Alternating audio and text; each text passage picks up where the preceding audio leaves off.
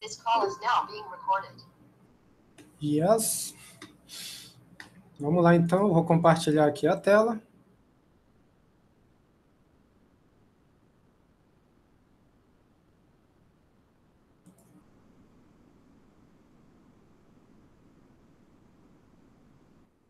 Lembrando que hoje a gente está dando continuidade aqui à unidade 2.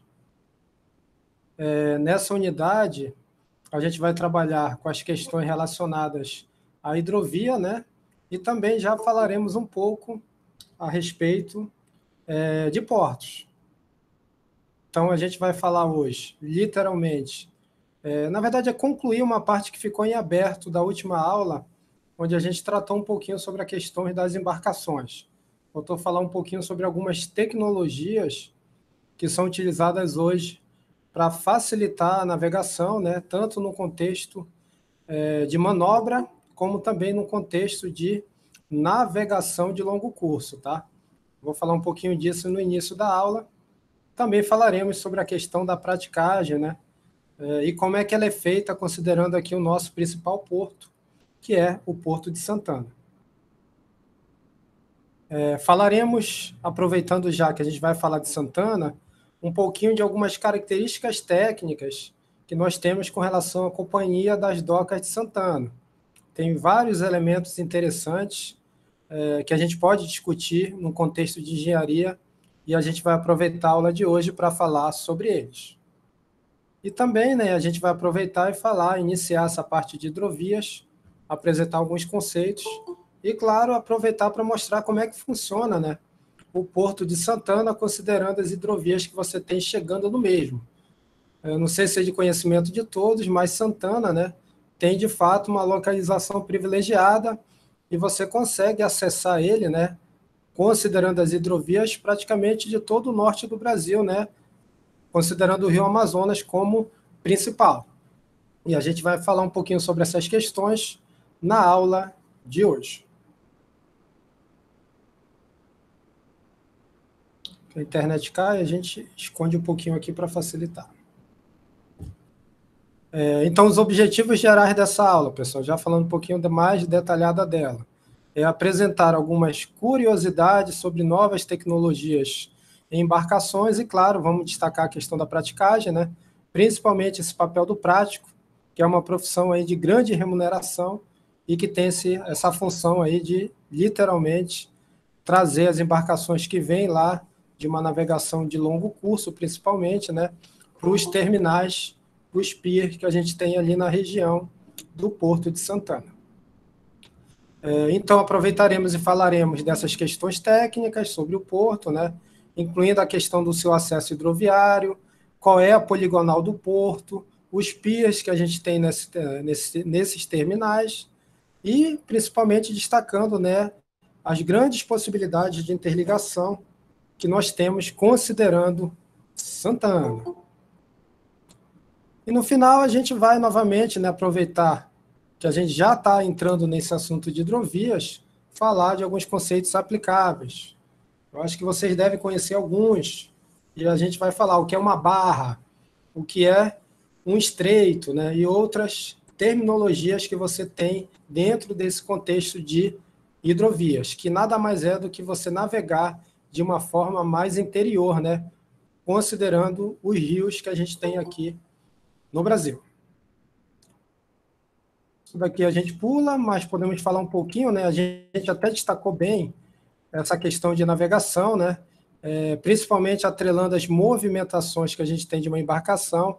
Todos vão lembrar daquelas embarcações relacionadas com pitch, yaw, e outras que você tem em determinados eixos. Cada eixo você vai ter uma translação e uma rotação, né? Só que eu esqueci de falar, né? E não sei se vocês já viram um navio em uma região onde você não tem um nível alto de água, né? É possível identificar aqui esse item 2, ó. E não é uma tecnologia tão antiga, tá? Ela é até relativamente recente no que tange a navegações. E esse item 2 ele é fundamental para você reduzir o tempo de percurso e reduzir, é claro, né, o impacto do atrito que você tem, né?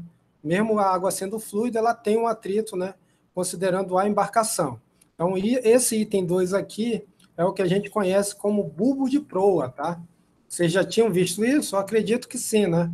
E ela tem uma função, né? Ele tem uma função muito interessante, que é justamente, principalmente considerando embarcações que você tem grandes cargas, né? Principalmente de navegação de longo curso, né? Ele tem a função de, além de cortar as ondas, reduzir as questões relativas a esse atrito, né? Que vai surgir, aquela questão hidrodinâmica, que vai surgir aí quando a navegação for cortar literalmente o mar, tá? E aí é bem interessante. Você tem vários tipos, tá? Tem modelos geométricos, onde isso daqui é muito mais maior, outros você não tem ele de umas dimensões acentuadas, mas o que eu quero mostrar de forma definitiva é que ele faz muita diferença quando a gente avalia essa questão da movimentação da embarcação. Você perguntou por que tem esse nariz na ponta. E aí a gente vai ver um vídeo aqui de aproximadamente 4 minutos, que vai mostrar bem isso aí. Deixa eu só configurar a saída do áudio.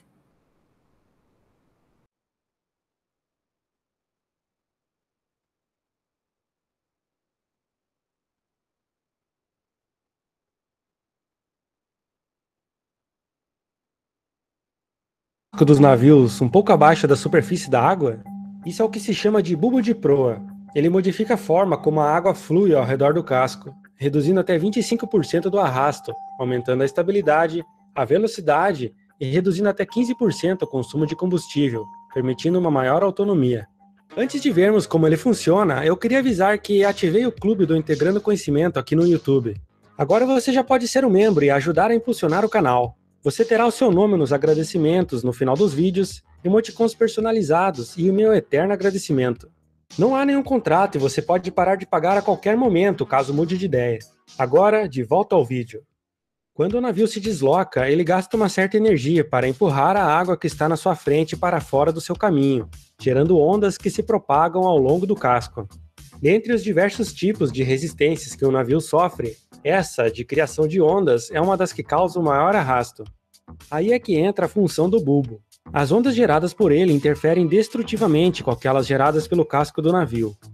Aqui podemos ver em verde a forma da onda criada por uma proa sem bulbo. Em azul podemos ver a onda criada pelo bulbo. Dá para ver que ele força a água a fluir por cima, criando uma onda defasada a 180 graus daquela criada pela proa. Em vermelho vemos a onda resultante, que é a soma das outras duas.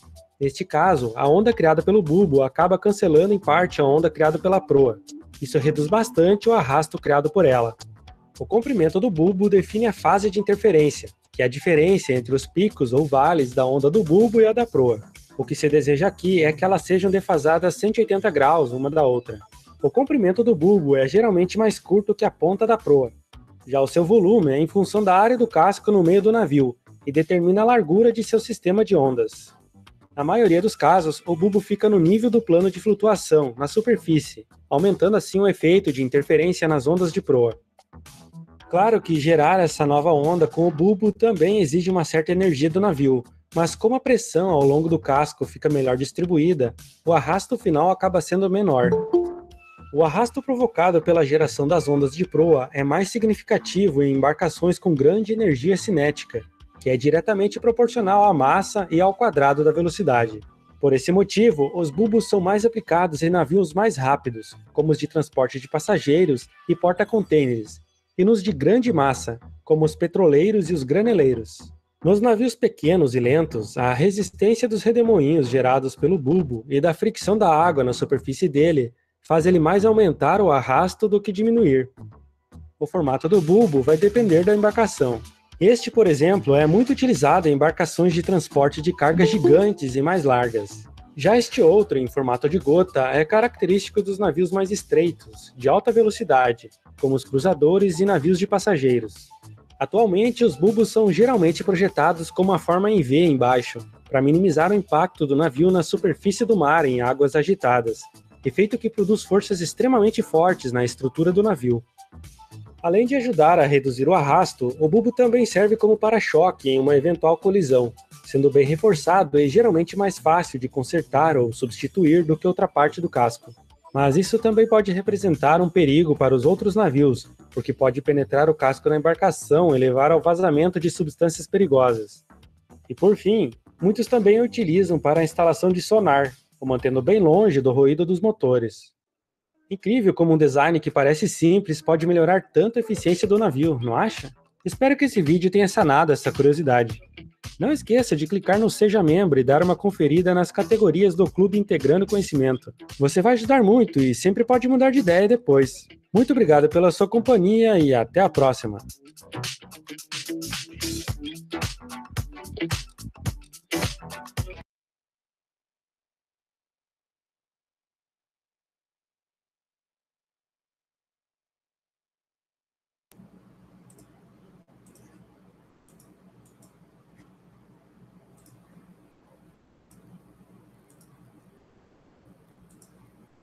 Pronto. Bem interessante, né, essa questão aí. Vocês estão me escutando? Sim. Então, bem interessante, né? Como você vê que é algo geométrico, né? Que pode ter, inclusive, diferentes formatos em função das características da embarcação, né? Reduz de forma bem expressiva, né? Essa questão do arrasto, né? Ele consegue regular aquela onda que você teria, né? Que seria desfavorável ao sentido de movimentação da embarcação, né? Então, embarcações não são todas que têm, é claro, né? Algumas ainda têm essa parte da proa reta no sentido de reta mais inclinada, mas ele colabora muito aí para embarcações de grande porte. Só uma informação inútil, professor, que Pode quando eu falar. estudava engenharia naval, lá em Belém... Você estudou? Eu fiz meio semestre de naval em Belém. O meu professor falou que o bulbo de proa é inspirado no trireme, uma embarcação espartana, bem Sim. antiga, que servia para aumentar o desempenho de velocidade e cortar. A ideia era de cortar o mar. E realmente ele faz isso, né? Facilita o corte, mas não gera aquela perturbação dinâmica, né? Que poderia prejudicar a questão da movimentação. Então, é um conceito antigo, né? Bem mencionado por você, que hoje é aplicado ainda, e percebo a montagem dele também bem interessante, né? A gente fala de navios de grande porte, então tem toda ali uma mecânica, né? Para você fazer não só o projeto, mas montar essa peça, né? De fato, nessas embarcações.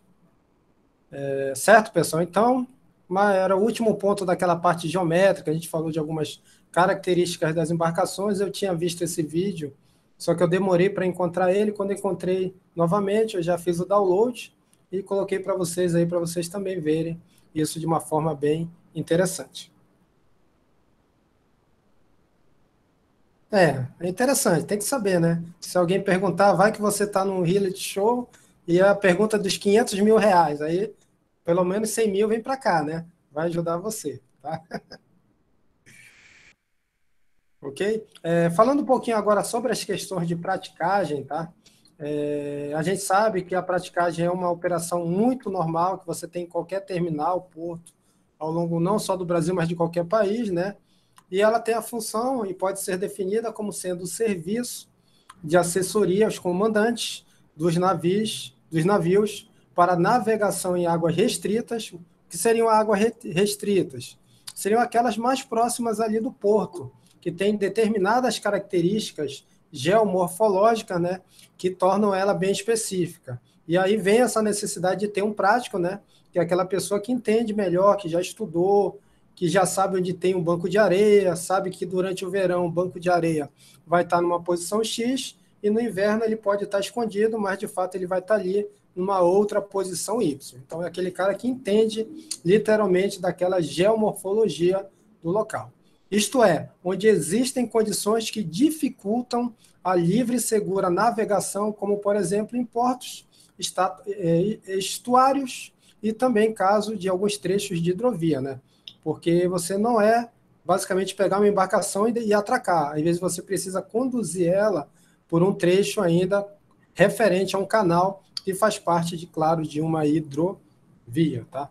Então, essa praticagem ela ocorre aqui em Macapá, de fato, Eu vou até mostrar para vocês quais são os 3 pontos que nós temos, considerando o Macapá e Santana, onde é feito esse tipo de praticagem, tá? E uma informação aqui inútil também, tá? Que o salário varia em torno de 50k a 300k, tá? Informação real, eu pesquisei em várias fontes e realmente a variação é essa, tá? Talvez aí um prático júnior receba 50k e já um prático sênior, né, da ordem de 300k aí. Eu acho que para fazer essa manobra aí, né, tá bem pago, né? Vocês concordam? Alguns exemplos, tá, pessoal? Eu vou mostrar também um vídeo, mas aqui é o prático, esse carinha aqui, ó. Ele vem, sai lá do porto de origem do terminal para uma embarcação menor, ele tem que chegar aqui nessa escada, tá? Ó. Percebo que ele já está olhando a mesma e o pessoal está aguardando aí a sua chegada, tá? Aqui aproximando a foto. Agora eu fiquei na dúvida, eu acho que esse cara aqui não é o prático, é esse aqui, né? E aí ele estava só fazendo o apoio, tá bom? E tem também um vídeo, né? Vou mostrar novamente, que ilustra bem essa questão, e quem quiser futuramente prestar concurso aí para prático aí, vai entender um pouquinho do dia a dia desse profissional. Só trocar novamente aqui o som.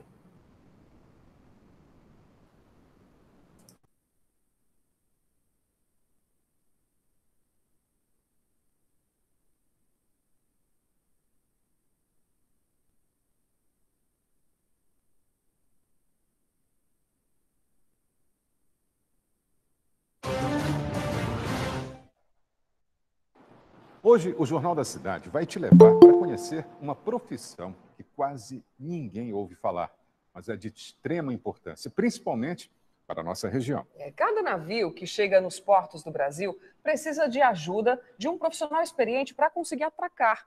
E essa função é conhecida como prático de navio.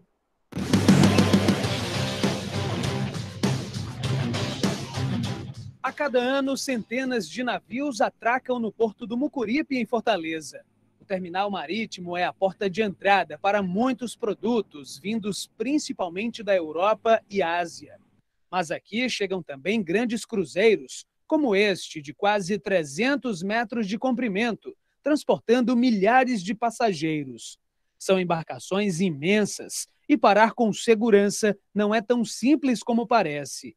É aí que começa o trabalho do prático de navio. O serviço de praticagem, né, ele se dá em função das peculiaridades locais que dificultam a livre e segura movimentação da embarcação. Então a gente precisa ter um profissional habilitado para poder executar a manobra daquele navio. Nossa missão é acompanhar de perto, passo a passo, o dia de trabalho desses profissionais. O trabalho começa de fato agora. As lanchas já estão aqui posicionadas, nós vamos embarcar em uma delas para ir até o navio, que está a cerca de 5 quilômetros de distância aqui da costa, né, Bruno? Afirmativo. O navio, o ponto de embarque do prático, ele está aproximadamente a 3 milhas náuticas, o que dá mais ou menos entre 5 e 6 quilômetros. Nós vamos embarcar no navio conteneiro para fazer a manobra de atracação dele. Na pequena embarcação, seguimos rumo ao navio vindo do estado do Pará. Na cabine, o prático Tiago inicia o contato com a tripulação do navio, que vai atracar no porto do Mucuripe. Fortaleza Pilots going over. Esse momento é o momento que a gente passa as instruções para o procedimento de embarque. Ainda não é nada relativo à manobra do navio. Para subir na embarcação, os profissionais encaram uma escada de madeira segurada por cordas. É preciso aguardar o momento certo de saltar, já que o navio segue em movimento. Bom, chegou o momento de encarar, né? O momento mais delicado é a subida. Aqui no navio a gente tem que chegar naquela escadinha de madeira que está ali, ó. A nossa embarcação vai se aproximar do navio e a gente vai ter que subir. Chegou a hora, vamos lá.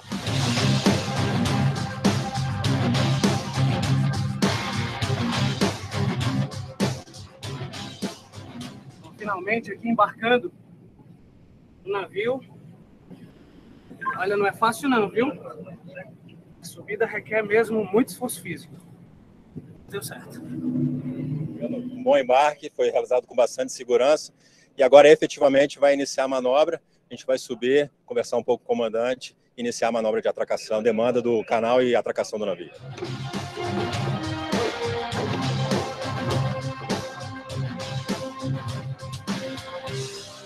O trabalho começa dentro, mas termina do lado de fora, conforme o navio vai chegando no ponto certo de atracar. Ok, Marte, eu vou pedir para a gente amarrar lá mais perto da 10, para não interferir agora tão cedo com o governo, tá bom? Esse é um momento crítico, é um momento que a gente está atracando, porque o navio ele tem muita massa, muita inércia, e a gente tem que comandar, fazer a análise de forças correta, para poder encostar com o navio de um jeito que a gente não danifique tanto o navio quanto as nossas instalações. O navio francês tem capacidade para transportar cerca de 2.000 contêineres como aqueles, mas durante a passagem por Fortaleza, pouco mais de 300 vão ser movimentados. A carga que vai ser exportada é de frutas. Daqui, ele segue viagem até Natal, no Rio Grande do Norte, e depois retornará à Europa. O experiente capitão Legosté Henri Pierre é habituado a passar 3 meses no mar. Para ele, atracar em Fortaleza, apesar do mar um pouco agitado e dos ventos fortes, é mais seguro do que em outros locais, como Natal. Bem, o navio dele ele faz 3 portos aqui no Brasil, que é Vila do Conde, aqui em Fortaleza e Natal. E ele disse que o mais difícil para ele é o Porto do Natal por causa da posição do berço com relação à corrente. Ele fala que assim que o navio passa pela ponte, entra no canal, já fica mais tranquilo. Sem os práticos de navio, atracar essas embarcações gigantes com segurança seria um processo ainda mais complexo, na avaliação da presidente do Porto do Mucuripe. O trabalho do prático é fundamental. A gente tem ali nos navios mais de 3.000 pessoas, tem navios até 4.000 pessoas, falando de passageiros, e a vida dessas pessoas estão na mão desse prático, que traz o navio com toda a segurança para atracar no navio.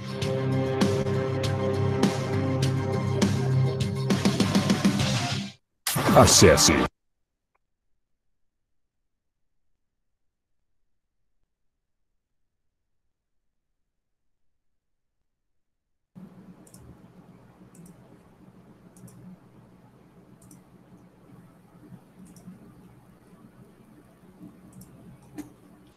E aí, pessoal? É mole ganhar esse salário ou tem alguma dificuldade, né? Subir a escada não é mole não, né? Deu para sentir ali um pouquinho de falta de ar lá no repórter, né? Vocês concordam? Realmente, professor, não é nada prático. Prático só o nome, né? Percebam que ele comentou vários aspectos interessantes, né? Além de conhecer as questões de dominar toda essa cinemática, né, que envolve principalmente a manobra de atracação, né? Tem que conhecer as posições de corrente, ventos, se tem questão de onda, né?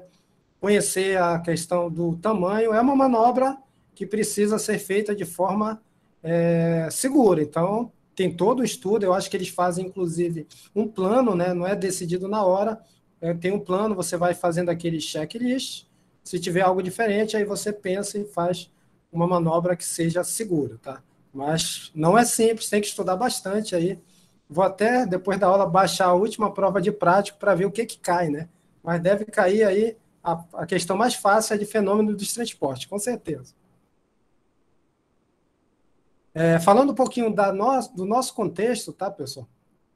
Vocês já estão vendo o mapa, né? E esses pontos 1, 2 e 3 são os pontos formais onde é feito a praticagem, tá? Então, o nosso navio está vindo lá, né? Digamos que ele vai parar no ponto 1, que é um ponto ali quase lá na Barra Norte, né? Está bem longe ainda de Macapá. E aí eu teria que, o prático sai lá de Santana, né? Vai lá na sua lancha de menor porte, vai chegar lá e fazer todo aquele procedimento que nós vimos no vídeo. Então, tem tudo isso, tem o tempo, né? Tem algumas questões que envolvem esse plano aí de praticagem. E, professor? Diga. Só um adendo. Antigamente não era preciso fazer prova, era negócio de família. Por exemplo, se seu pai era prático, ele podia te indicar e você fazia começava a exercer a função na Marinha. Eles te davam uma carteirinha, a Marinha Mercante, e você ia começar a fazer a praticagem, só que ia ter que fazer o treinamento naval. Aí hoje em dia tem que ter o curso de navegação, né? Ou de engenharia naval, algo do gênero. Engenheiro civil então não pode? Tem Não, que fazer esse curso, né? Tem que fazer esse curso. Pelo menos a especialização em navegação. A especialização, né? Ou então a extensão para engenharia naval. O SEAB em Belém vale? Se você fizer a graduação lá, vale? Vale sim. Só que tem baixa civil, né? A única diferença da do IME para de Belém é que a baixa é civil e a outra pode ter baixa militar. Mas é o mesmo. Entendi. Mas bem interessante, né? Uma carreira, pô, não sabia que antes era algo que passava de pai para filho, ou entre a família, ou seja, entrou um prático na família, churrasco até o final da vida, né? Porque estava garantido desde que a pessoa se esforçasse, porque ela tinha que passar, né? Nessas questões aí de treinamento. Você sabe se essa prova, além da questão teórica, ela deve ter também prova prática, né? Você confirma? Tem prova de praticagem. Bem interessante, né? Então não é fácil, não. A gente brinca ali, né? Mas tem todo um preparatório para você conseguir fazer e atuar nessa função, né? Aqui em Macapá, eu participei do evento da Marinha, né? E o principal prático aqui do estado, ele falou bastante. Eu esqueci o primeiro nome, o segundo é Falcão. Você deve conhecer ele, eu acredito. Ele, na realidade, ele não era de Macapá, ele era de Belém, professor. Ele vinha Era de Belém? Ele vinha só fazer. Agora já tem aqui, agora eu não tenho mais contato, mas antes era um de Belém. Porque isso é a que transporta volume muito grande de deslocamento, que são aquelas embarcações muito grandes. As menorzinhas, hoje em dia, já tem um prático em Santana, né? Eu não sei quem é, mas antes só era aquelas embarcações, por exemplo, indiana, que tinha muito, que ficava aqui na costa, e chinesa. Sim, e é outra questão, né, que o cara tem que ser poliglota, né? Como é que ele vai saber? Né? Geralmente o capitão do navio, né, ele fala inglês pelo menos, isso é fato, ou até mais. Mas ele tem que ser meio poliglota aí para se comunicar de forma efetiva, não só com o líder, né, mas com a própria tripulação, imagino, né? Esse Zé Peixe, diga. Eles tinham cursos, né, de linguagem, mas alguns que eram, assim, de família humilde, né, assim, eles falavam mesmo o básico do básico e se comunicavam através de gestos mesmo. How are you? Só assim, né? Vale, né? Para começar e depois vai literalmente melhorando. Esse Zé Peixe eu nunca vi. Foi uma reportagem? É fato isso mesmo? Quem citou aí no chat? Ou é brincadeira? O Léo falou que sim, eu não vi isso. Vou até procurar depois pesquisar sobre essa reportagem. Zé Peixe? Diga, Danilo. Tem. Ele é uma lenda. Ele é uma lenda. É uma lenda. Ele vai nadando mesmo? Ele ia, né? Ele ia. O Aquaman aqui do Nordeste? Caramba. O pessoal já foi atrás da informação aí, então é fato, né? Olha só, né? Tem a reportagem dele depois de fazer a praticagem, ele pulava do navio para voltar para a costa. Pô, parabéns. Professor? Diga. É Marinaldo. Ô, Marinaldo, pode falar. Um dos editais que eu vi há uns anos atrás, um dos requisitos era que teria que ter experiência como piloto de lancha, ou mestre, ou ponta-mestre também. Sim. Seria um dos requisitos. Então são vários, né? Não sei se ainda é. Eu acho que edital, não sei se é mais ou menos igual, mas de fato. É bem interessante aí. Vocês que são novos aí, abre um olho aí, pessoal. Uma especialização em engenharia naval, algo que te habilite a fazer isso, ó. Tá aí uma boa profissão aí. Não é fácil, mas sonhem. Então, prosseguindo aqui, né, pessoal? Então, nossos pontos, em termos de coordenadas, latitude e longitude, são esses, tá? Esse ponto 1, ele é bem fora, tá? Esse grande Curuará é a Barra Norte, que é conhecida aqui, e eu vou falar um pouquinho mais dela lá na frente. O que é uma barra? Para vocês terem uma ideia, mas é mais ou menos o que a palavra expressa, tá? E ela tem essa questão da praticagem facultativa. Aí você tem o ponto 2 e o ponto 3. O ponto 2 mais próximo ali do porto, né? Fica ali no Largo da Fazendinha, nas proximidades da igreja da Fazendinha, tá? Então, as coordenadas em termos de latitude e longitude. E o ponto 3, que está um pouco depois ou antes, né, para quem está indo para Santana, ele é utilizado navios que necessitem parar nas proximidades de Santana e Macapá, ou que devam permanecer fundeados, tá? Palavra importante também nesse contexto, nesse vocabulário naval. Fundear, ele vai parar ali, eu não sei se literalmente ancorar, talvez seja, mas tem a ver com ele estacionar em um local. mais que o tempo necessário para receber visitas das autoridades e dos práticos, tá? Então, é um ponto 3, ele permite que você faça o fundeio. E depois a gente vai falar um pouquinho mais dessas regiões próximas ao Porto de Santana, onde você pode, onde é permitido fundear, tá? Ela é obrigatória, pessoal? Qualquer embarcação precisa de prático? O que vocês acham? Qual é o requisito? Eu tenho que ter prático para essa condição e para as outras não. Esses navios que a gente pega para ir para Belém precisa de prático? Eu acho que tem que ser um navio bem grande, né, professor? Não, professor, é a mesma história lá de volume deslocado. Tipo, quanto maior o Isso. volume deslocado, aí precisa de um prático. E mais ele recebe, né? Tem a ver com carga, que tem a ver com volume deslocado. Alguém ia falar mais alguma coisa? Valor econômico, ó. Então é isso, ó. De acordo com o roteiro da Marinha para a Costa Norte, a praticagem em todas as hidrovias contidas na área da Bacia Amazônica é obrigatória para, aí vem os requisitos, navios estrangeiros de qualquer arqueação bruta, tá? Exceto para embarcações de apoio marítimo, com arqueação bruta de até 2.000. Aí eu não sei se 2.000 está falando de toneladas, aí tem que entender o que é isso, tá? De fato, eu não sei explicar para vocês. Que sejam contratados por empresa brasileira e comandados por marítimo brasileiros, de categoria igual ou superior ao primeiro oficial de náutica ou com posto compatível ao porte do navio. E tem uma segunda, navios brasileiros de qualquer tipo, com arqueação bruta acima de 2.000, exceto para embarcações empregadas na pesca, tá? Alguém está com áudio aberto?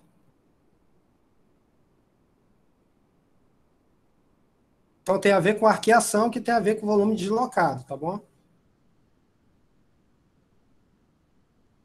Então já falamos disso e vamos falar um pouquinho desse acesso hidroviário que a gente tem até o Porto de Santana, né, pessoal? Isso daqui é uma carta que eu tirei diretamente lá de informações contidas no site lá da Docas de Santana, tá? Ali tem alguns pontos, certo? P1, P2 e P3, que estão localizados ali na frente de Macapá, e são pontos coletados, tá? E aí você tem, né, esse acesso através do que a gente chama, que vai aparecer aqui, ó, o porto é exatamente essa circunferência preta que eu acabei de mostrar, ó. Então, esse canal é conhecido como canal, pessoal, ó, norte, tá? Então, o Porto de Santana é um porto fluvial, localizado próximo à foz do Rio Amazonas, tá? Isso daqui é o Amazonas. A jusante do porto se encontra o canal norte, que é exatamente o que eu estou tentando mostrar aqui com essa seta na cor vermelha. Considerado o canal de acesso ao porto e uma conexão com o mar aberto, né? Então, por isso que nós falamos, né? E até o próprio Glauco, na última aula, falou bastante, né? Em termos de localização, a gente pode considerar a questão de Santana, né? Muito boa, né? Porque você está literalmente saindo, né, da foz do rio, né, para uma região oceânica. E aí você tem a opção de cruzar o oceano e ir para a Europa, né? Ou se você precisar ir para a Ásia, você pode utilizar o já conhecido Canal do Panamá, tá? Então tem várias opções aí, claro, cada uma tem sua particularidade, mas em termos geográficos, né, pessoal, a gente pode considerar que ele está muito bem localizado, tá? Macapá, como a gente sabe, a questão do porto não é muito interessante, devido à região próxima da cidade estar diretamente afetada pela questão do ciclo da maré, né? Então, tem horas que a maré está praticamente zerada e outras que você chega ali nos 3, 4, eu acho que chega a 4 metros na pré-mar, tá? Mas aí seriam bem inferiores aos 12,5 metros que você tem ali em Santana. Tem locais, vou até mostrar para vocês a carta náutica, que chega até a mais de 40 metros, tá? E a gente vai ver em detalhes mais na frente. Aqui mostrando um pouquinho a questão da poligonal, referente à área de influência do porto, ó. Percebo que não é só aquela região onde o porto se localiza, né? Essa poligonal, ela vai, ó, chega bem aqui, onde eu tenho o rio Matapi, certo? Ali seria o ponto onde eu tenho a praticagem, que seria o ponto número 2, onde está próximo ali à área da fazendinha, Rio Matapi, tá? E aqui eu tenho a Ilha de Santana. Então, toda essa poligonal aqui é considerada como zona referente à entrada, né, do Porto de Santana, tá? O canal norte ele passa exatamente aqui, e eu estando aqui, automaticamente tem essa questão de praticagem envolvida, eu estou dentro do domínio do Porto de Santana. Percebam também que essa poligonal também entra um pouquinho lá na parte mais terrestre, né? Onde eu tenho aqui não só a encosta, né, mas entra aqui também. Então é uma poligonal e ela demarca de fato esse domínio do porto. Aqui é literalmente a carta náutica. Claro que ninguém vai conseguir ver nada, eu vou tentar aumentar isso aqui em termos de zoom, tá? Senão a gente não vai conseguir ver os valores referentes às profundidades que eu tenho. E eu quero mostrar para vocês que realmente existem pontos que a profundidade é maior. Então deixa eu aqui dar um ESC. Deixa eu compartilhar minha tela inteira, que é melhor para mostrar.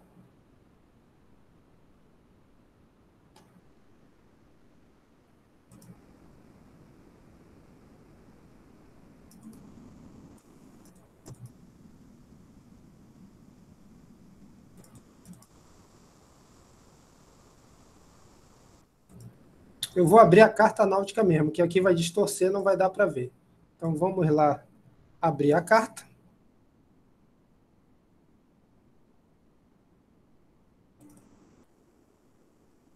Cartas náuticas. Isso daqui você baixa literalmente do site, tá?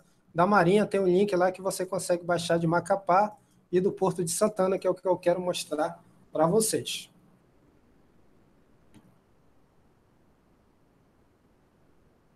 Melhorou aí, pessoal? Estou conseguindo ver aqui, ó, teste de visão. O 59?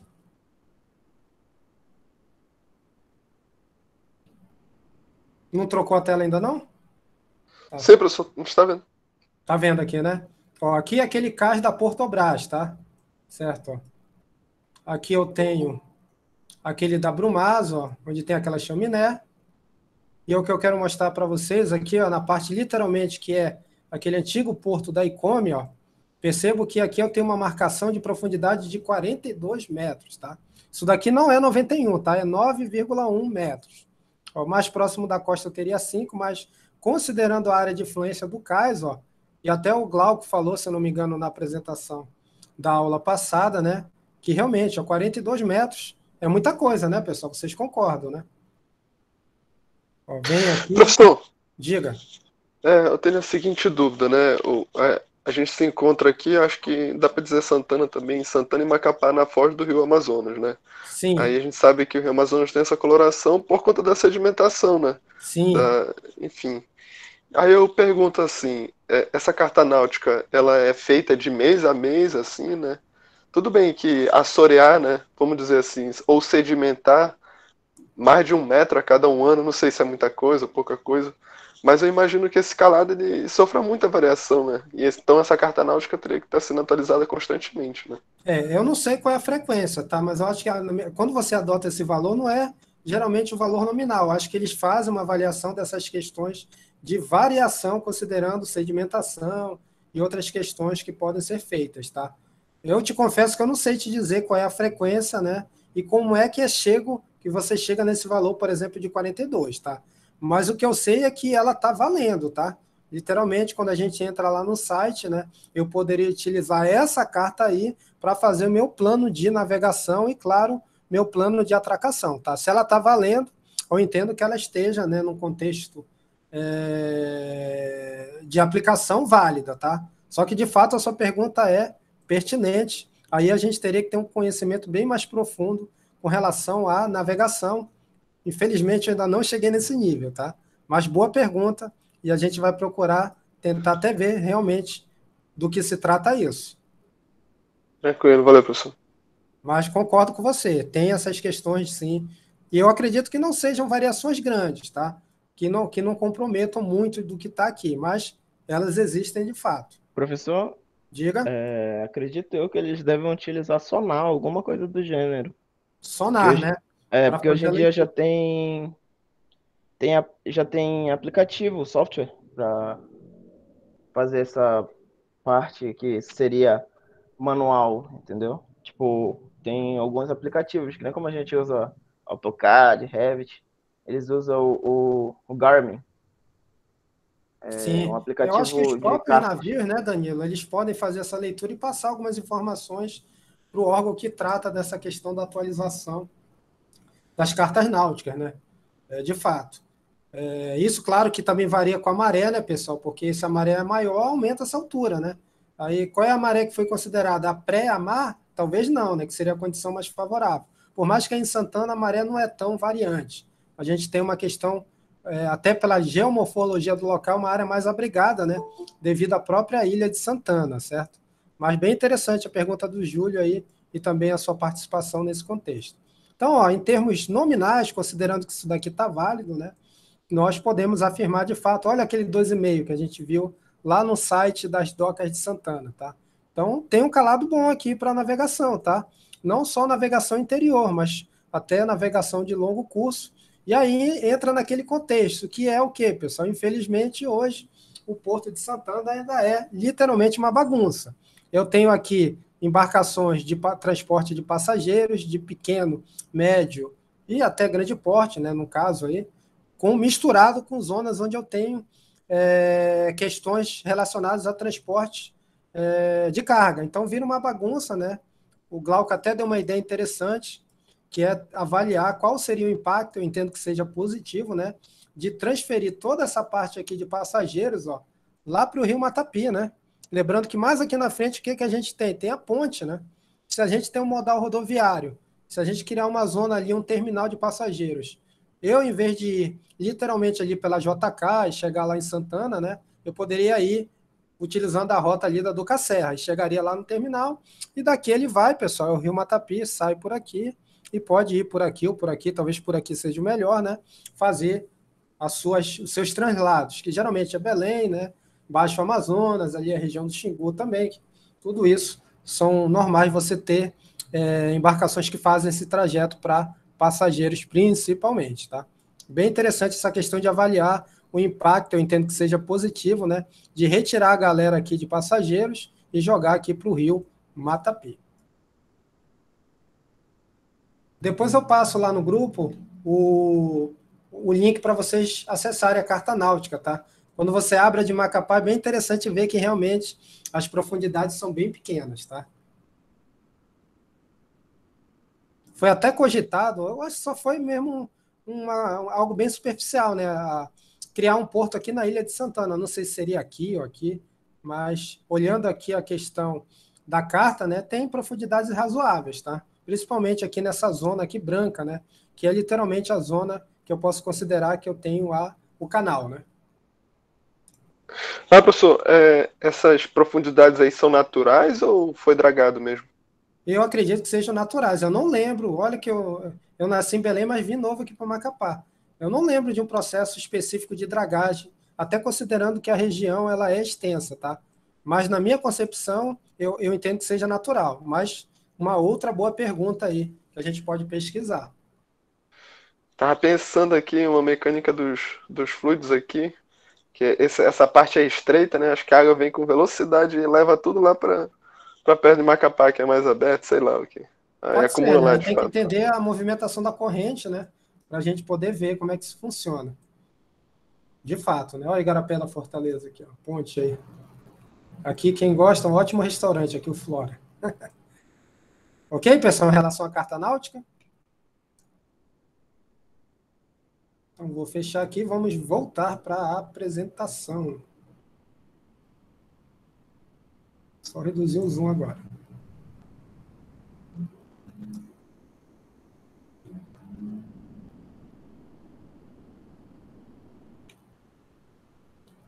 Tá tudo bem, pessoal? Tá conseguindo ver?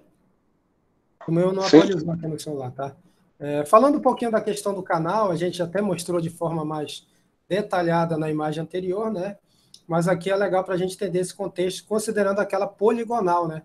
Que eu apresentei para vocês, né? Então, aqui é uma carta náutica mais resumida, né? Eu tenho um espaçamento maior em relação às profundidades, mas dá para ver bem aqui essa questão. Ó, eu percebo que nessa poligonal aqui, ó, é permitido você fundear. Ó. Então, aqui eu poderia, de fato, né, parar com a minha embarcação, só que tem alguns outros requisitos que eu preciso também preencher para poder parar aí. Não é só porque a área permite que eu paro, tá?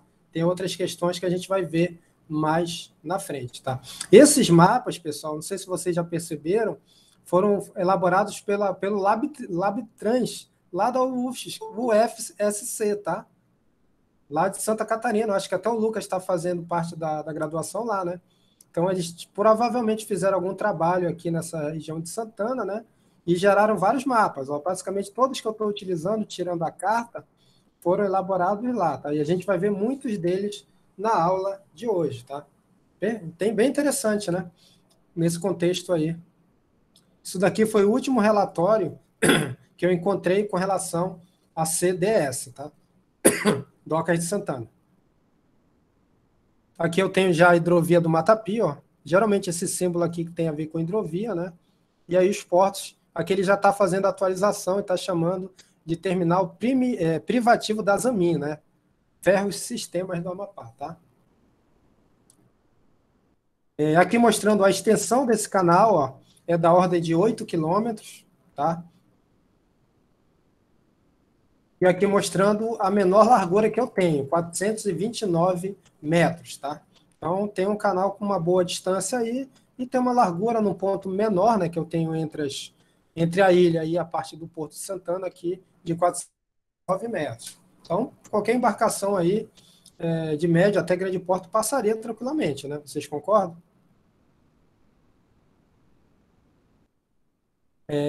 Outro elemento importante, pessoal, que eu tenho que considerar nesse contexto, principalmente relativo à manobra próxima à região de atracação, é o que a gente chama de bacias de revolução, tá?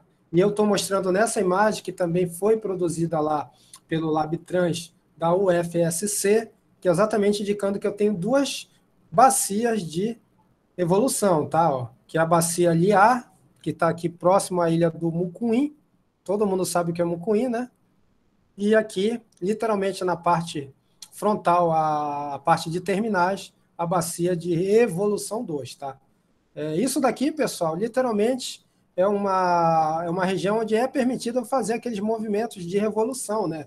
Que nada mais são do que o giro da embarcação para facilitar a sua atracação, tá? Tanto a atracação como também a desatracação.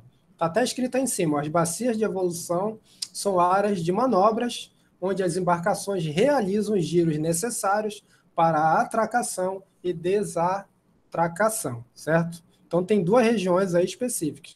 Ele não pode manobrar fora das mesmas, considerando essas questões aí de recomendações das docas de Santana. E vocês sabem que esse tipo de manobra, hoje, pessoal, é muito facilitada devido a um sistema que é adotado principalmente em embarcações de grande porte. A gente sabe que se a gente for considerar apenas o leme, né, pessoal, fazer esse tipo de manobra aqui, ó, não é tão simples, né? Tem que fazer um giro aqui, né? Aí tem depois, não sei se é exatamente nessa posição, aí teria que conhecer um pouquinho sobre praticagem, né? Mas isso não é tão simples, né, pessoal? E hoje a gente tem um sistema que eu vou mostrar novamente para vocês, que não é basicamente o que a gente tem ali no sistema do leme, né? Que é geralmente o que a gente vê nessas embarcações mais comuns, tá? Hoje a gente tem um outro tipo de sistema aplicado nessas embarcações de grande porte, conhecido como sistema propulsor azimutal, tá? Azimuth Thruster System, tá? E a gente vai mostrar um pouquinho como ele realmente facilita esse tipo de manobra, principalmente considerando navios carregados, tá? Então, novamente, mais um vídeo aí na nossa seção cinema de transporte aquaviário. Só novamente aqui trocar a questão do som.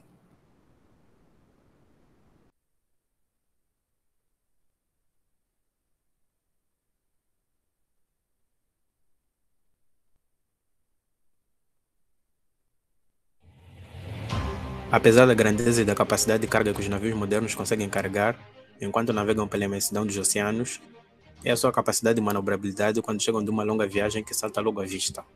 A capacidade de manobrarem e ancorarem por conta própria sem a ajuda de rebocadores ou outros meios externos é o que os diferencia da maioria. Mas como eles fazem isso? Isso é possível graças ao sistema de propulsor azimutal, ou Azimuth Thruster System, que veio substituir o antigo e clássico sistema de lemes que equipava os antigos navios.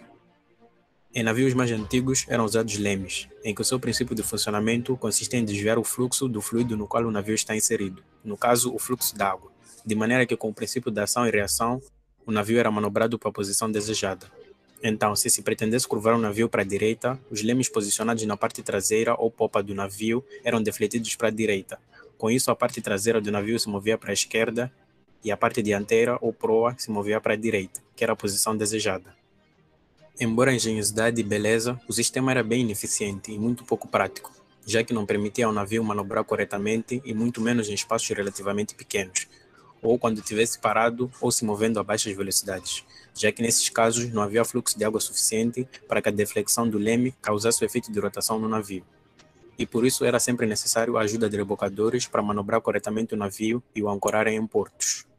Uma das soluções foi colocar o leme logo atrás da hélice. Com isso, o movimento de rotação da hélice criava uma corrente de água que era direcionada diretamente para o leme, o que permitia manobrar o navio mesmo se movendo a baixas velocidades, mas mesmo assim ainda era muito pouco eficiente. E foi para corrigir essa deficiência que foi criado o sistema de propulsor azimutal, também conhecido como casulos reduzidos móveis, ou simplesmente de pods. Neste sistema há um motor elétrico encapsulado por um casulo metálico à prova d'água, em que o eixo desse motor é diretamente ligado à hélice do navio. Esse sistema todo pode girar em 360 graus, dando um grande poder de manobrabilidade para o navio, dispensando o uso de lemes. O sistema localiza-se na traseira do navio, abaixo do casco. Como os motores podem ser controlados de forma independente, pode-se ter configurações assimétricas, ou seja, pode-se ter um motor a 90 graus impulsionando o navio para frente, enquanto o outro está em posição de reverso, abrindo um grande leque de manobras possíveis para o navio. E tudo isso é feito em poucos segundos. Mas vamos entender como esse sistema funciona. Por se tratar de motores totalmente movidos de energia elétrica, a energia para o seu funcionamento é provida pelos motores do navio, com o navio tendo geralmente de 2 a 4 motores movidos a diesel. A energia é então distribuída por uma rede de cabos até o sistema de controle dos pods, e então direcionada para o motor elétrico dentro do casulo que é responsável por movimentar a hélice. O sistema de controle dos pods também movimenta 4 motores elétricos que são responsáveis pela rotação dos pods em 360 graus. O número de pods pode variar dependendo do navio, com alguns possuindo 2 e outros até 3 pods. O sistema pode ter vários nomes dependendo do fabricante. Por exemplo, os feitos pela empresa ABB são chamados de Azipods, e os feitos pela empresa Rolls-Royce são chamados de Azipool. Cada um com suas próprias características, mas todos seguem o mesmo princípio. Mas só a rotação dos pods na traseira do navio ainda não garante um grande poder de manobra, e não serão suficientes para fazer o navio girar parado, por exemplo. E é aí que entram os propulsores de proa, que são aquelas 4 aberturas na frente do casco do navio.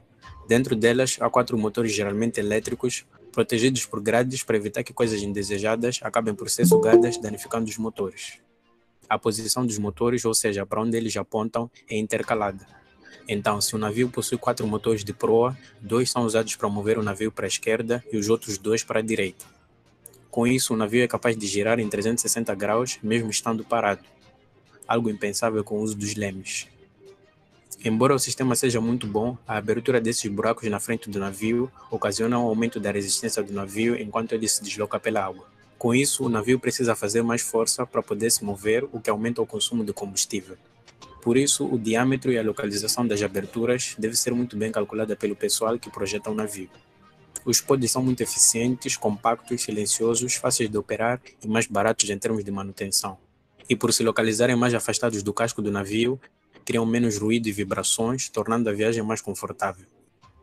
Mas os pods geram também turbulência e arrasto para o navio, mas esse efeito pode ser contornado, melhorando a hidrodinâmica do casulo. E por se tratar de um motor elétrico totalmente confinado dentro de um casulo hermético, gera-se muito calor. E por isso os pods contam com um potente sistema de refrigeração que remove todo o ar quente do casulo.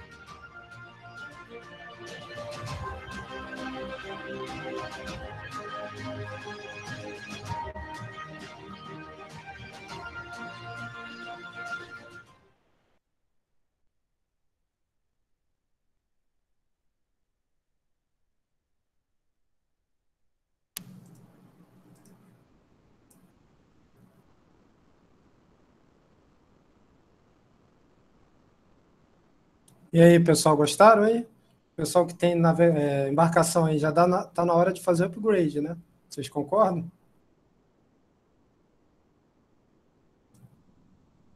Sistema aí bem interessante, né? Uma tecnologia aí que facilita muito essa questão da manobra, né? Na região aí, que você tem principalmente pouco espaço para fazer a mesma, né? Vocês já conheciam esse sistema?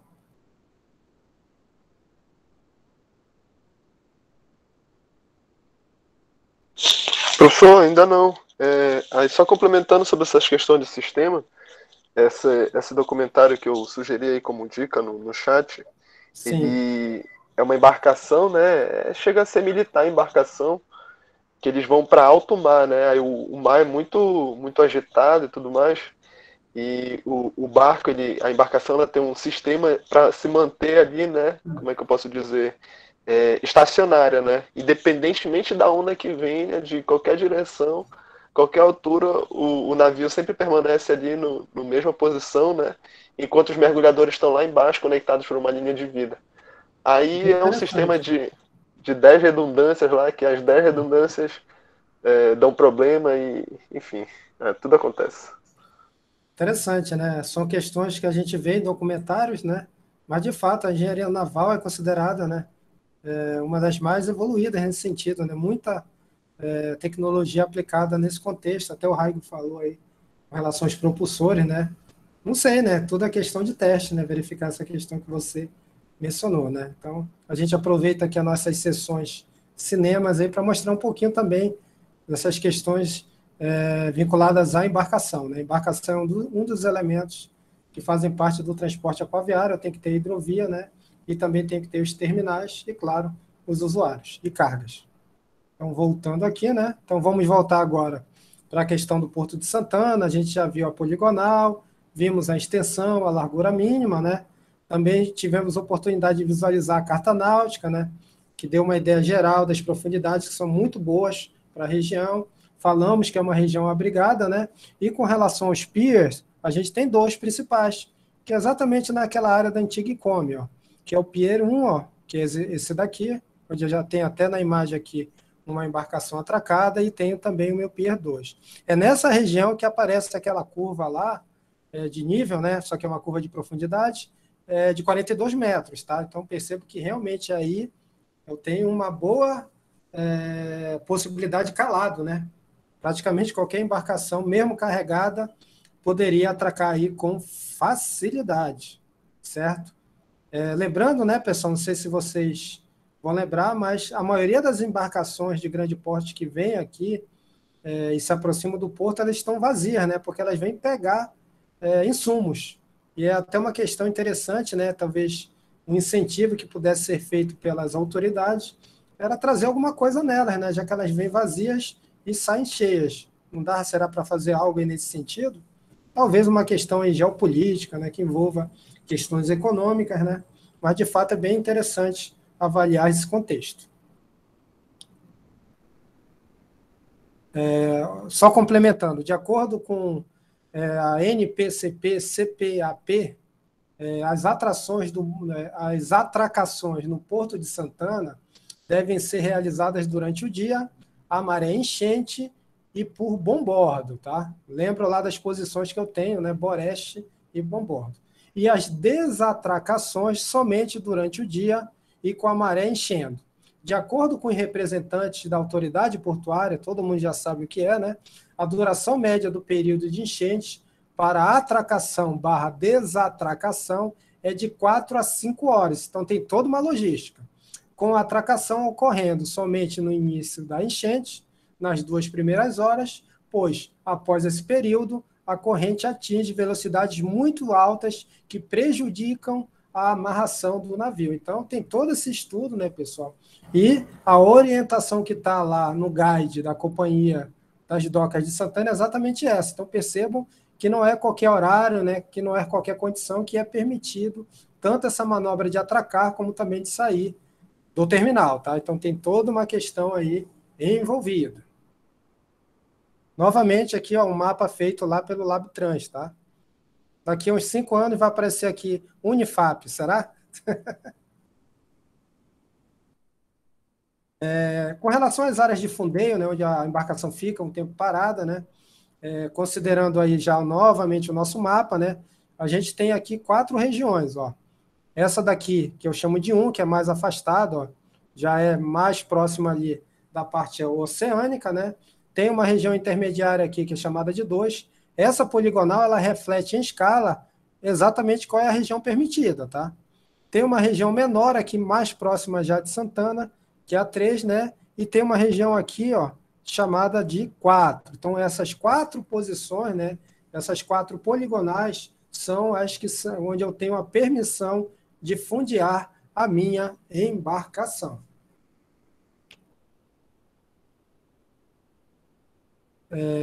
E fazendo também um parênteses aqui, para a costa norte, né, todo esse trecho do Rio Amazonas constitui bom fundeadouro, ou seja, ele sempre te dá boas condições de fundear sua embarcação, com profundidades maiores de 10 metros, no caso nessas 4 regiões, e fundos geralmente de areia e lama. As áreas de fundeio são representadas exatamente nessa figura abaixo. Então, ele classifica essa parte do Amazonas aí como sendo uma boa região para fazer esse tipo de operação, tá? E a lama também, né, ela é legal porque você consegue, né, numa condição extrema, navegar por lama fluida, né? Então, é melhor do que você ter alguma formação diferente que possa danificar o fundo da embarcação. Então, a lama também tem essa vantagem aí, desde que ela seja fluida. Com relação à questão de rotas, tá? As embarcações que partiram do complexo tiveram como principal destino. Qual complexo? Santana. E essas rotas estão registradas lá nesse anuário do Porto de Santana de 2017. Ó. A gente tem todas essas possibilidades de interligações. Tá? Algumas delas vocês já, de fato, conhecem, né? Que é a questão com Belém do Pará, com Barcarena, né? E até chegando em Manaus e seguindo em frente. Tá? Você consegue chegar lá em Tabatinga, que já é na divisa que eu tenho ali do Amazonas, né? E aqui, se eu não me engano, é o Peru, né? Não é isso? É o Peru aqui, né? Peru, Colômbia, Venezuela, né? Guianas, Suriname e Guiana Francesa. Tá? Então, eu tenho todas essas possibilidades de embarcação, tá? Aliás, de conexão, utilizando a hidrovia, onde a parte principal é o Amazonas. Eu tenho também a possibilidade, e é uma rota bastante utilizada, tá, pessoal? Que é fazer uma interligação de Santana com o terminal Munguba, que fica ali já dentro do Rio Jari, né? Onde eu tenho lá o Porto Jari. E o que é que funciona lá, pessoal? Vocês lembram? Próximo desse terminal? A Facel. É Cadan, eu acho que é Facel agora, não é isso? Era a antiga fábrica de celulose, né? Isso, exatamente, lá mesmo, tá? É lá que você tem, por isso que essa rota, eu não sei exatamente como ela é feita hoje, tá? Mas antes era uma rota bem ativa com relação a essa questão exatamente aí da Cadan, né? Que você tinha nessa região. Facel agora, é isso? Não, eu conheço já antigamente, né? Que essa Facel foi a fábrica de celulose que, por sinal, ela veio, ela foi transportada já montada dos Estados Unidos. Então é antiga essa, então é antiga, que veio já pré-fabricada. Eu não sei se é esse ponto. Ela veio já quase pronta. Tem até um vídeo, né? Aliás, fazendo parênteses, que mostra muito interessante essa montagem, pessoal. Tá aí mais uma dica aí para cinema aí, nesse período de pandemia, que é ver como é que essa fábrica foi montada. Tá? Facel, né, Marinaldo? É Marinaldo, né? Positivo, isso. Então, ó, mais uma dica aí tem várias que a gente está vendo aí para vocês verem como é interessante essa questão aí. Agora eu acho que é Cadan, tá? Que é a questão exatamente do metacaulin, do caulin, né? Você tem exploração aí nessa região. E eu tenho também a possibilidade, isso daqui é um projeto, tá? De interligação, que tem exatamente a função de também fazer essa interligação aí, Itaituba com Cachoeira Rasteira, tá? Além das rotas de navegações existentes, que são essas que estão nessa cor azul clara, eu tenho essa aqui azul um pouquinho mais escura, né? Que é uma nova rota prevista para a movimentação que se dará a partir do município de Itaituba, que é esse aqui, até o Complexo Portuário de Santana. Então, vai chegar lá no ponto aqui referente a Santana. Essa rota será utilizada para transporte de commodities, como a soja e o milho, advindos do distrito de Miritituba e destinados ao complexo para posterior exportação. Olha que interessante, né, pessoal, fazer essa interligação hidroviária, né? Hoje, boa parte da soja que é produzida mais na região central do Brasil sai por onde, pessoal? Por Santos? Sim, né? Eu acredito que boa parte ainda saia por Santos, e aí você tem meio modal ferroviário e uma parte também, grande parte dela rodoviária, né? Essa interligação aí, ó, fazendo uma interligação intermodal aí em Cachoeira Rasteira, né? Seria bem atrativa aí para a gente escoar questão relativas a soja e milho.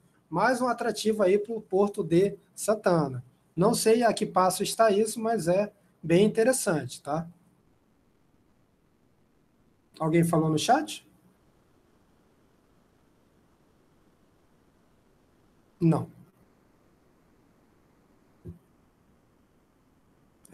Isso daqui é a hidrovia do Rio Solimões, que é a principal, né? Mas essa interligação, como eu falei anteriormente, bem interessante, tá?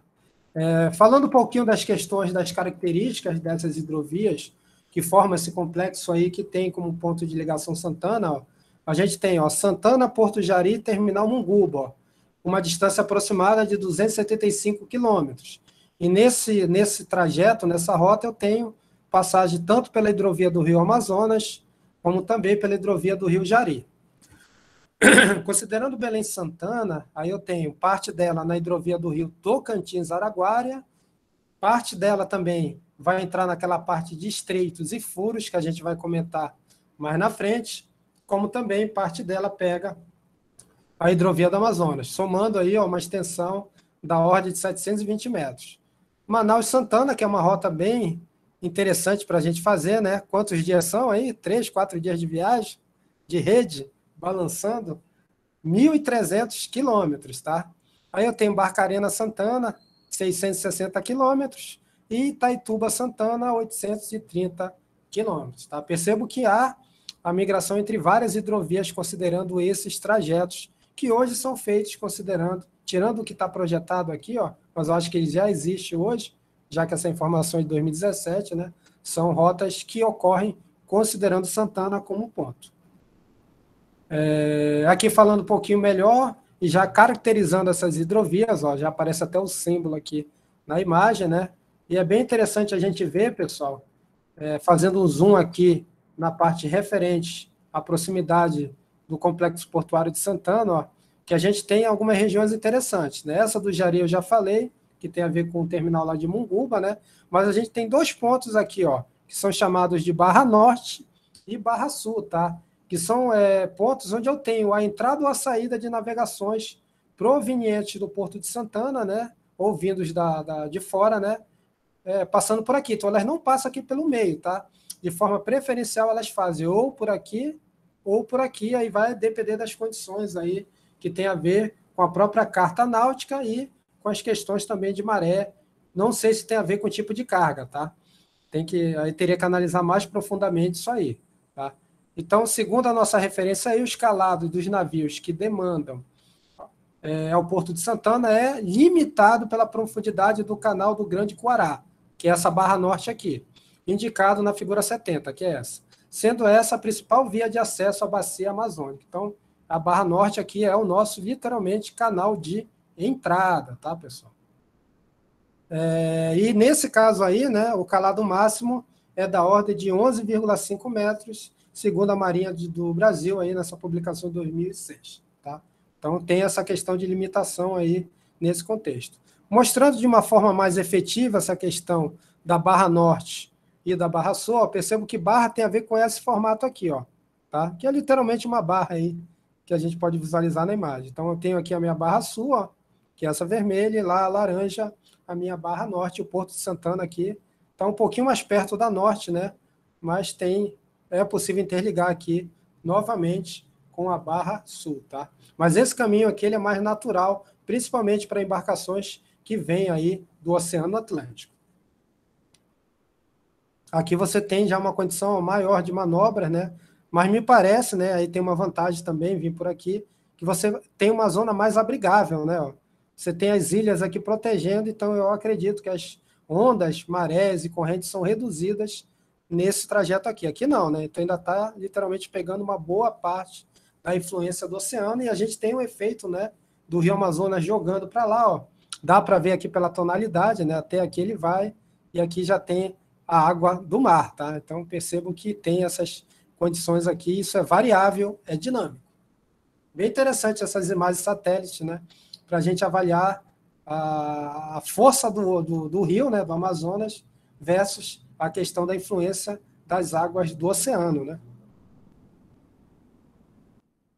Além dessas questões de barra, tá? A gente tem também, considerando principalmente navegação interior, né, avaliar também as questões dos estreitos e furos, né, que são mais ou menos localizados, em sua maioria, nessa região aí, próximo ao complexo do Marajó, tá? Se a gente der um zoom nisso aí, pessoal, a gente vai ver exatamente essas ramificações. E talvez um dos mais conhecidos, quem já pegou uma embarcação de Belém indo para algum outro local aqui nessa região, é o famoso furo de Breves, né? Que tem aqui, ó, mais ou menos, isso aqui atravessa literalmente, e é um atalho aí que você pega. Eu nem sei se as embarcações hoje que saem de Belém para Macapá, elas passam por aqui. Eu acho que sim, né? Alguém confirma?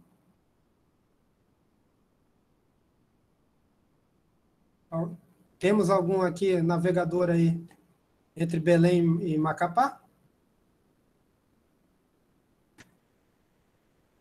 Eu pensava que tinha que dar a volta lá pelo outro lado aí. Eu acho pela que Barra não. Eu Sul. tenho quase certeza que é por aqui. Alguém confirma? Deve ser mesmo, senão não fica breve, fica longe. Fica longe, exatamente. Corralinho aqui, ó. Então, isso daqui são os famosos estreitos, né, pessoal? São importantes. Geralmente, eles te dão uma boa condição de navegação. Claro que você tem a limitação para grandes portes de embarcações, mas é interessante que a gente, ó, tá até uma imagem aqui representativa, né? De maneira geral, os estreitos e furos são canais sinuosos. Você pode notar quantas curvas tem no mesmo, né?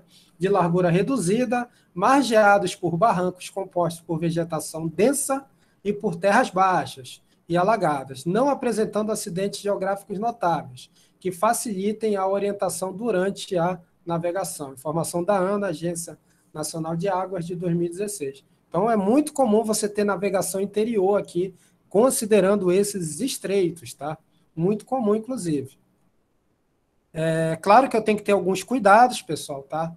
E alguns deles estão aqui, né? Que é evitar demandar a região dos estreitos à noite, porque a gente só tem a iluminação literalmente da embarcação, né? E das estrelas, quando o céu está bom. Manter o ecobatímetro em funcionamento, atendendo à redução de profundidades. Aí tem a ver com a questão de mapeamento das profundidades, sonar, isso aí em diante. Redobrar a atenção e reduzir velocidade quando houver chuva ou nevoeiro, tá? E tem isso aqui mesmo, tá, pessoal? Apitar antes das curvas, não sei se isso ocorre de uma forma frequente, tá? Uma sinalização. Ter atenção com tronco de árvore, isso daqui provoca acidentes de fato. Atenção à noite, né? Atenção com tráfego de navegações, principalmente rebocadores de madeira. E, claro, reduzir a velocidade com antecedência quando passar por uma localidade que tenha flutuante de atracação, embarcação atracada ao barranco ou cruzar com pequenas embarcações, reduzindo o efeito destruidor do banzeiro provocado pelo deslocamento de água, né? E vocês, se andaram por essas regiões, é muito comum a gente ver lá aquela criança de 2 anos de idade sozinha numa embarcação desse tipo, né? Tem que ter cuidado porque pode provocar acidentes, tá? Sempre que eu viajo de barco faz um tempo, eu levo lá alguns mais roupas, lá, alguma coisa para jogar para eles, que geralmente a gente cruza, principalmente aí no Estreito de Breve, né? Com a população ribeirinha, é bem interessante, é uma experiência bem legal.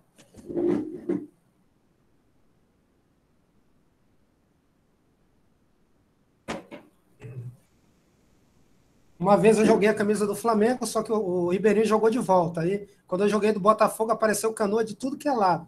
Por que será?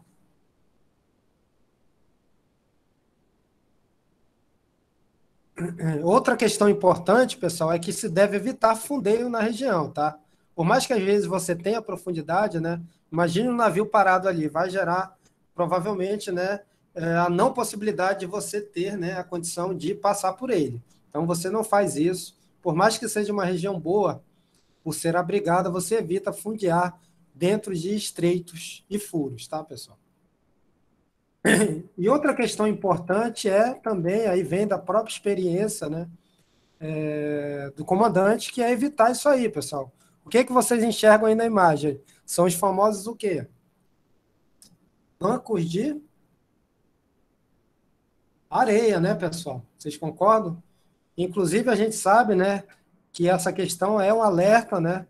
Tem bancos de areia aqui na saída de Santana, aí, na entrada de Macapá também, e eles são dinâmicos. Você não tem eles numa posição fixa, porque dependem da época do ano, né? Geralmente, eles aparecem com maior frequência durante o verão, já que você tem uma redução do volume de água, né?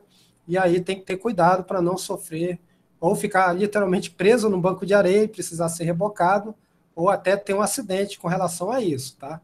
Então, a Marinha sempre faz esse alerta aí, principalmente na época de seca, tá? Vocês lembram que antigamente, eu acho que tem ainda hoje, voltou, né? Tinha um catamarã que prometia fazer Belém e Macapá em 8 horas. Alguém lembra desse tempo? Eu cheguei a andar nele, tá? Fazer Belém e Macapá em 8 horas, um catamarã aí, que é uma lancha de grande porte, né? Alguém lembra disso? Pessoal das antigas? Catamarã Atlântico, né? Eu não cheguei a viajar, mas a minha esposa viajou. Sinal, eles foram até proibidos porque eles causavam muita onda, né? Sim. Degradação nas margens dos rios. Com certeza. E tinha muito problema também de ficar preso em banco de areia, porque a maioria dos pilotos, tá, eram de fora e não tinham conhecimento dessa questão aí, então era até perigoso. E eu acredito que nunca eles chegaram a fazer, de fato, essa rota Macapá-Belém em 8 horas, tá? Eu acho que foi uma propaganda enganosa, inclusive. Mas realmente existiu, era bem interessante, né? 8 horas é totalmente viável fazer essa viagem, né? Eu lembro que até o filme que eu assisti foi Titanic. Olha só, assisti Titanic dentro de uma lancha. Será que é bom? O que vocês acham? Mas, de fato, alguém ia falar? Na verdade, 8 horas era só a propaganda, né? Porque Só nunca chegava nesse tempo. Foi mais de 12 horas. Mais de 12 horas, concordo plenamente.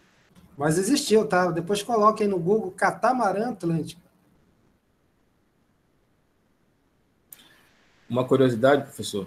Pode falar. Quando a minha esposa fez essa viagem, porque o pessoal vai todo sentado dentro dessa lancha, né? Sim. Em determinado local já pré-estabelecido, a lancha para, que é para todo mundo levantar um pouco, esticar as pernas e tal, pegar um ar.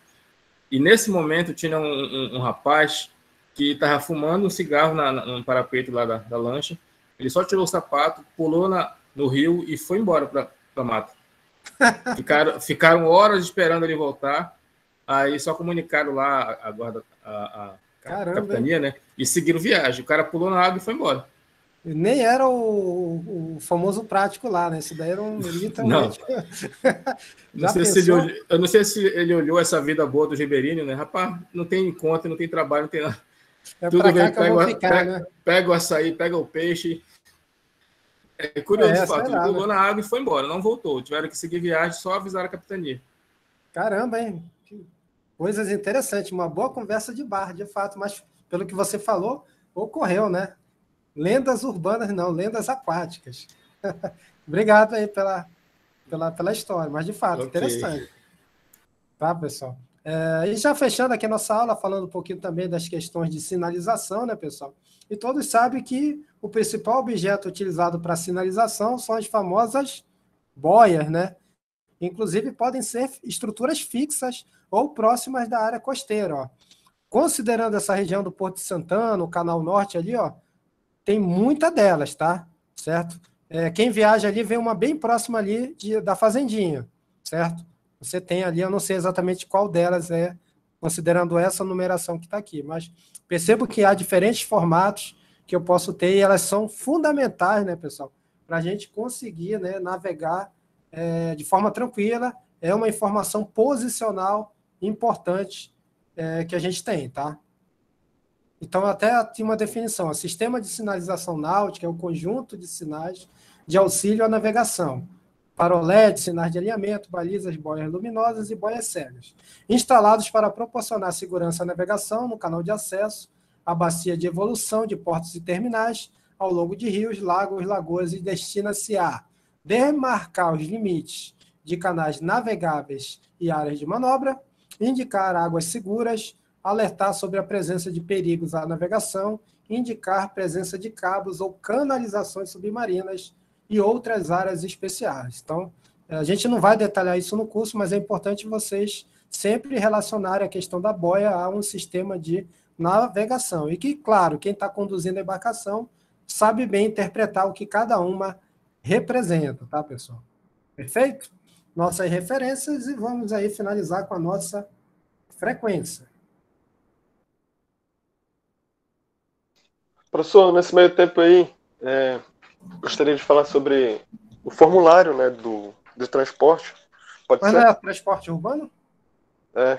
Mas aí a gente queria correr contra o tempo, hein? Pode falar. Bom, como... Boa noite aí, rapidinho, turma. Júlia, só a palavra é furo, tá? Furo. Aí para frequência. Tá liberado, Júlio, desculpa aí. Júlio? Professor, só mais uma informação inútil também. O furo é o nome vulgar, né, para um dos afluentes, é o afluente do afluente. O nome real é Paranamirim. Eu não sabia. Aparentemente uma nomenclatura indígena, inclusive, né? É Paranamirim o nome correto. Porque o rio, depois vem o afluente, e depois vem o Paranamirim, que é popularmente conhecido como furo. Interessante, né? Pode falar, Júlio. Sim, boa noite aí, turma. Como todos sabem, o professor Adenilson, junto com a professora Cristina, eles ministram bem a matéria de transporte urbano, né? E lá a gente tem um trabalho extenso para ser feito, que vai ser a V1, né, a V2 e a apresentação, né, final. Aí a primeira etapa, que seria a V1, ela se resume ao diagnóstico, né, da mobilidade. É um plano de mobilidade que tem que ser elaborado, né, para a cidade de Macapá. E, professor, o senhor até me corrija se eu estiver errado, mas a gente entendeu que está mais voltado ali ao transporte coletivo ônibus, né, que seria ali o mais viável. Inclusive, o formulário que a gente produziu, né, para gerar esse diagnóstico é direcionado assim ao transporte coletivo, né, ônibus, né. Mas assim, a gente deixa outros ganchos, né. Mas eu acho que se vocês quiserem abordar também, eu não quero avaliar ônibus, quero avaliar a questão das bicicletas, das ciclofaixas. Pode avaliar, é transporte urbano, tá? Não precisa ser necessariamente só ônibus, fica a critério de cada equipe, tá? Certo. Aí a gente está elaborando o questionário, né? Cada grupo elegeu um representante para entrar lá no grupo que está elaborando, enfim, para ajudar a otimizar mais a comunicação, né? E a gente elaborou um formulário, um pré-formulário que estava como teste e tudo mais. E, inclusive, depois dessa orientação, a gente pode até rever, né? A gente vai lançar aí para as turmas, para sugestões, né? A gente lançou já e a ideia é que não fique tão curto, ou tão longo o formulário, né? Para a gente conseguir várias respostas. Por que vocês não incluem alguma coisa dessa questão da ciclofaixa, até que é recente, umas 4, 5 perguntinhas, acho que não torna ele longo. Pode ser. Eu acho que seria interessante. A gente pode incluir a ciclofaixa, né? É um transporte é um meio de transporte que tem crescido, né? E acho que as pessoas vão ter propriedade para falar, realmente. Eu acho que seria interessante. Claro, sem deixar muito longo, que a gente sabe que questionário longo o pessoal desiste de preencher. Quanto mais curto for e efetivo, né? Melhor. Pronto. Aí, então, a gente está elaborando, aí, como eu disse, tem um grupo, né, que está com os representantes de cada grupo. Aí, vou pedir até, já peço aqui, né, para que cada líder aí envie no seu grupo, né, para a gente ter uma abordagem mais rápida, e cada grupo pode sugerir aí uma pergunta, aí a gente colhe, faz um crivo, né, para não ficar extenso, e depois publica aí para todo mundo, né. A ideia é todo mundo responder, tanto quem usa o transporte, quem não usa o transporte, quem está a fim de usar, enfim. A ideia é abranger o máximo possível, né, de de pessoas. Então conto com todo Perfeito. mundo aí, porque os prazos estão ficando apertados, né? Eu imagino, não tem só transporte urbano nem aquaviário, né? Tem outras disciplinas aí que vocês estão fazendo, né? Pelo menos eu acho. Beleza, então. Valeu. Então, reforço aí a questão do Júlio, peço aí para os líderes de grupos aí para fazerem esse pente fino, né?